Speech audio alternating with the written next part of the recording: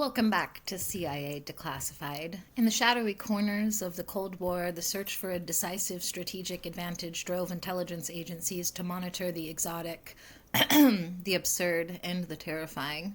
Having tracked Soviet work on exotic propulsion, the CIA shifted its focus to something even more personal and invisible: the mind. By the late 1960s, intelligence analysts were already dedicating substantial resources to deciphering a growing body of scientific literature coming out of the USSR. The concept of psychotronic weapons. Today, we confront the declassified documents of the mid-1980s, primarily the CIA RDP 86-00511R 00081034 0001-3 series, which detail the U.S. intelligence community's serious nonfiction assessment of the Soviet Union's Psychoenergetics program. This wasn't a rumor, it was a state-sponsored multi-million-dollar scientific endeavor that fueled a frantic, reciprocal arms race. The American concern didn't start in the 80s. It was sparked a decade earlier when intelligence reports, many from the Office of Scientific Intelligence, OSI, began confirming the vast scale of Soviet parapsychological research. The trigger was often the translation of articles from relatively obscure Soviet science journals, like Technology for Youth and Science and Religion. The intelligence community quickly realized this was not fringe science. It was an officially tolerated, if not directly funded, field of inquiry. For Soviet scientists, this was framed not as magic, but as the study of the biofield, a measurable material energy field emitted by living organisms. The central hypothesis tracked by the CIA was that the biofield could be a manifestation of torsion fields, or extremely low-frequency electromagnetic radiation. Under Soviet philosophy, if the biofield existed, it could be amplified, focused, and directed, much like a radio wave. The documents show the CIA quickly grasped the strategic implications of this doctrine. Quote, "If the Soviet theory of psychoenergetics holds, the resulting capabilities could render traditional detection and defense obsolete. Telepathy would bypass cryptography. Biofield projection could induce malfunctions in sensitive instrumentation or personnel, all without an identifiable weapon signature." End quote. The threat was viewed through the lens of technological asymmetry. While the U.S. relied on heavy conventional superiority, the Soviets sought a technological knockout that would leapfrog existing military doctrines and achieve a covert, non-destructive form of strategic paralysis. The CIA didn't just track theoretical papers, they documented the institutions and the key players. The documents reveal a highly organized Soviet effort, often under the direct or indirect control of the GRU, the main intelligence directorate, or the KGB's 8th Chief Directorate, which was focused on cryptography and communications interception. This established a direct link between the research and Soviet military intelligence applications. The primary hub for much of the theoretical work took place in the Scientific Center in Siberia, a massive complex known as Akademgordok. I'm definitely not pronouncing that correctly. It's Akademgordok. This location offered both prestige and necessary isolation for sensitive projects. However, the most sensitive applied military work was tracked to a specific compartmented labs in Moscow, Leningrad, and Kiev, often disguised within the Soviet military-industrial complex as, quote, biophysics institutes, end quote, or, quote, biomedical engineering labs, end quote.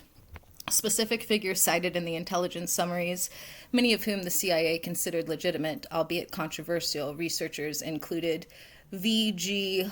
Odenmenko, known for work on bioplasmic energy and electrostatically sensitive materials. His research focused on using human energy to interact with physical objects in a controlled, non-contact manner. And the next person I cannot pronounce, so I'm just going to spell it. Svyatoslav, first name, last name Kuligina, Kloligina. Though deceased by the 80s, her documented claims of psychokinesis, the ability to move small objects without contact, were continuously cited in intelligence assessments as a baseline for Soviet capability goals. The CIA documents specifically analyzed film footage and reports on her work, searching for evidence of fraud or genuine anomaly, often utilizing U.S. physicists and stage magicians to evaluate the claims. The investment was estimated to be between 50 and 60 million rubles annually during its peak, an enormous sum for non-mainstream field at the time, indicating a long-term state-level commitment far exceeding typical academic curiosity. The CIA reports meticulously cataloged which facilities were civilian fronts and which were military R&D centers dedicated to applied psychotronics. The intelligence dilemma was complex. Was the Soviet success real, or was it a deliberate, massive disinformation campaign designed to drain Western resources? The CIA concluded that waiting for definitive proof was strategically irresponsible. Their directive was clear: develop a defensive posture. This led directly to the expansion of the U.S. intelligence community's own programs, including the code names Gondola Wish, Grill Flame, and finally Stargate. These U.S. efforts were explicitly justified as a defensive countermeasure, a way to understand the methodology and potential of the threat by practicing it internally. The primary goal was to establish a, quote, psychic shield, end quote, capability, the ability to detect and neutralize a hostile psychoenergetic attack. The most famous methodology was remote viewing, where trained U.S. sensitives like Ingo Swann and Pat Price were used to gather intelligence. The RDP-86 documents reflect the incredible feedback loop. U.S. remote viewers were tasked with viewing the Soviet psychotronics facilities to determine what the Soviets were doing with their remote viewers. This truly was an intelligence feedback loop powered by paranoia, all documented in highly sanitized internal memos. When reviewing the CIA RDP-86 document series, the most striking feature is the relentless application of the black marker. These documents are often heavily redacted, sometimes entire pages disappearing under ink. This is not arbitrary. The redactions follow strict non-fiction guidelines designed to protect specific verifiable intelligence interest, primarily defined as sources and methods. The three main categories of redactions in these files protect: 1. U.S. operational methodology, the how. The most intense redactions cover the specific protocols, training regimens, and proprietary psychic stabilization techniques developed within the Stargate program. Revealing the specific coordinate remote viewing methodologies would compromise future defensive operations, even after the program was shut down. 2. Successful intelligence hits, the what was seen. The documents frequently redact the results of a successful viewing. If a U.S. sensitive provided a perfect verifiable description of a specific classified Soviet missile silo or submarine dock, that entire passage is blacked out. This is not to hide the psychic ability, but to prevent the target nation, the USSR, from knowing that their sensitive military installations were compromised by an unknown intelligence method. This protected the valuable information and the viability of the collection method. 3. Human and signals intelligence. The redactions protect the names of specific Soviet military, governmental, or scientific personnel who were successfully infiltrated or compromised.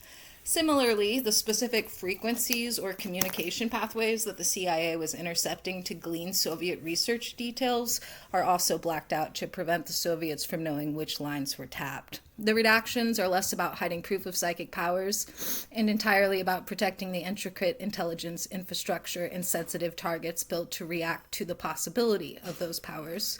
While the operational remote viewing program was later deemed inconclusive and defunded in the mid-90s, the intelligence pursuit of the Biofield threat spurred verified, lasting scientific and technological advancements in the U.S. The budget allocation was substantial, and the need for objective measurement systems was paramount.